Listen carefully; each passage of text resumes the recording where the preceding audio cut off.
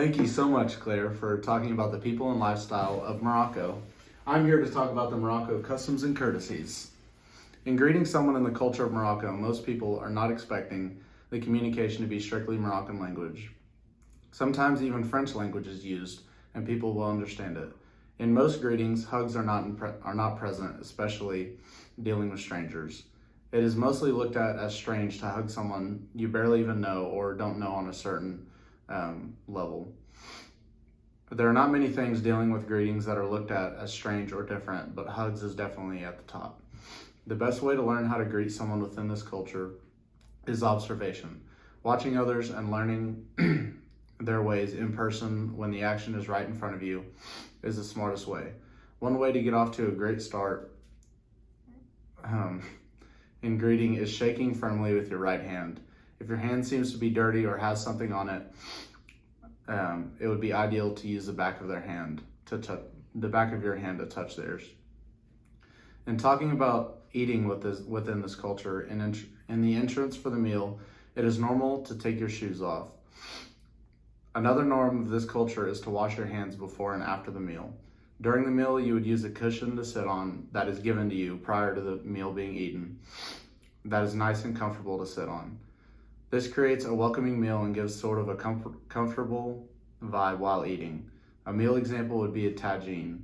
If the meal you are eating is a tagine, the most normal thing to do would be to use the bread to scoop out the ingredients in the dish. The Moroccans' communication style is very indirect and careful. Most of the time, if there's any direct communication and stuff within the Moroccan culture, it could destroy the relationship with yourself and that person, or with that person and their family, as they would feel shame. Any conflict within this culture is to be through other people and not between the two or more people who have conflict. In most scenarios, conflict and or confrontation is not to be dealt with face to face.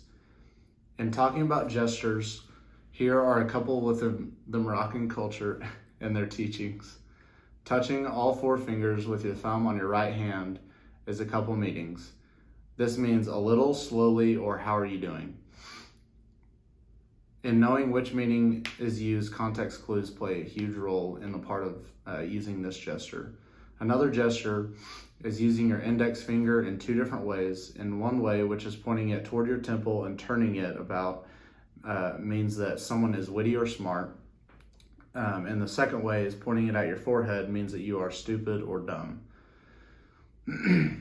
Another gesture is using your thumb and pointing it under your chin, which means that something is full, or it also could mean a lot.